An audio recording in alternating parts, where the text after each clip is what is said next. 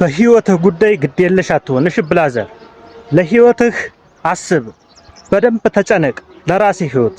ምክንያቱም የተሰጠህ አንድ ህይወት ነው፣ ሁለት ሶስት አይደለም።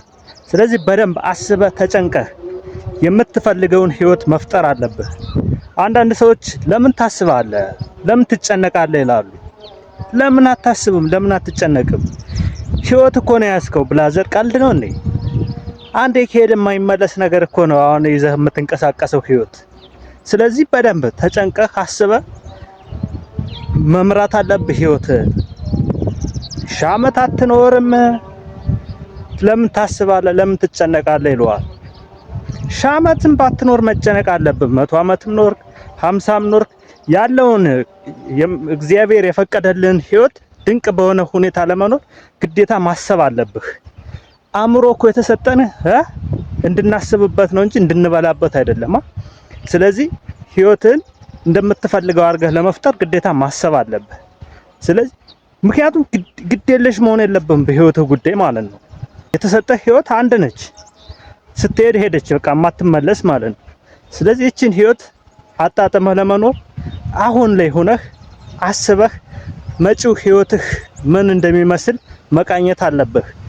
አሁን ላይ ሆነህ የወደፊትን ቁጭ አድርገህ ስለህ በቃ እኔ እሱን ነው መኖር የምፈልገው፣ የኔ ህይወት እንደዛ ነው መሆን ያለበት ብለህ ማሰብ አለብህ። እና ያ ያሰብከውን ነገር ለማሳካት መንቀሳቀስ አለብህ። ለራስህ ህይወት ስሜት ሊኖርህ ይገባል። ለራስህ ህይወት ማካበር ካለብህ አካብድ። በቃ ለራስህ ስሜት ከሌለ፣ ለራስህ ህይወት ካላካበርክ ለማን ነው የምታካብደው ታዲያ? ስለዚህ የሺህ ዓመት አትኖርም፣ ዝም ብለህ ዛሬ ኑር፣ ነገን መኖርን አታውቅም ምናምን የሚባል ነገር አይሰራም ብላዘር። ህይወት ላይ እሱ ጨዋታ ነው የሚሆነው። ምክንያቱም አንድ ሰው ሳያስብ የሚፈልገውን ህይወት ሊኖር አይችልም። አንተ ካላሰብክ ሌላ የሚያስብ አለ እኮ፣ ህልም፣ ትልቅ ህልም ያለው ማለት ነው።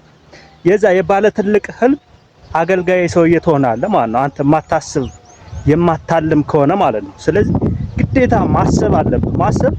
ማሰብ መጨነቅ ስል ከመጠን በላይ በኔጌቲቭ እንትን ኃይል መውሰድ፣ በትክክለኛው መንገድ ማሰብ መጨነቅ አለብህ ማለት ነው። እንዲህ በሆንስ ምናምን እያልክ ሳይሆን በቃ እንደዚህ ቢሆንልኝስ፣ እንዲህ አይነት ህይወት ብኖርስ ምን አይነት ስሜት ይሰማኛል፣ ምን አይነት ደስታ ይሰጠኛል፣ ይህንን ህይወት ብኖረው ምናምን እያልክ ማሰብ እናም ያሰብከውን ነገር በምናብህ በደንብ አይተህ ለሱ ነገር መስራት መንቀሳቀስ አለብህ። አንዳንድ ሰዎች ስሜት የሚሰጣቸው እግር ኳስ ነው፣ ስሜት የሚሰጣቸው ዘፋኞች ነው።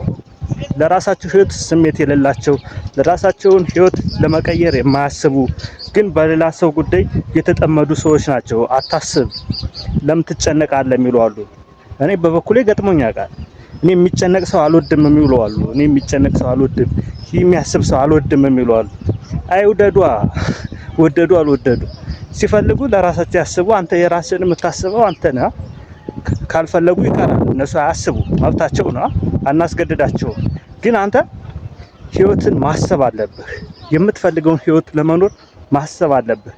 ምክንያቱም ዛሬ የምታስበውን ነው ነገ ወዲያ ላይ የምትኖረው ማለት ነው። ስለዚህ የምታስበው ነገር የሚወድቅ ሳይሆን ህይወት የሚሆን ነገር ስለሆነ በደንብ ማሰብ መጨነቅ አለብን ለገንዛ ህይወት ማለት ነው። መጨነቅ ማሰብና መጨነቅ ይለያያል ማለት ይሄ በኔጌቲቭ ሳይሆን በፖዚቲቭ ኢነርጂ በመልካም ነገር ማሰብ መጨነቅ።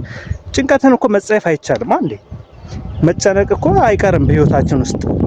ጭንቀትን ተጸይፈህ ልትኖር አትችልም። መጨነቅ አይቀርም በአንዳንድ ጉዳይ። ስለዚህ በህይወት ጉዳይ ላይ ቁም ነገረኛ መሆን አለብህ። በህይወት ጉዳይ ላይ በቃ ኃላፊነቱን መውሰድ አለብህ። የኔ ህይወት ይሄ ነው መሆን ያለበት የሚል መሆን አለበት ማለት ነው። ስለዚህ ይሄንን ተጠቀምበት። ለራስ ህይወት አስብ። አላማ ይኖርህ፣ ህልም ይኖርህ።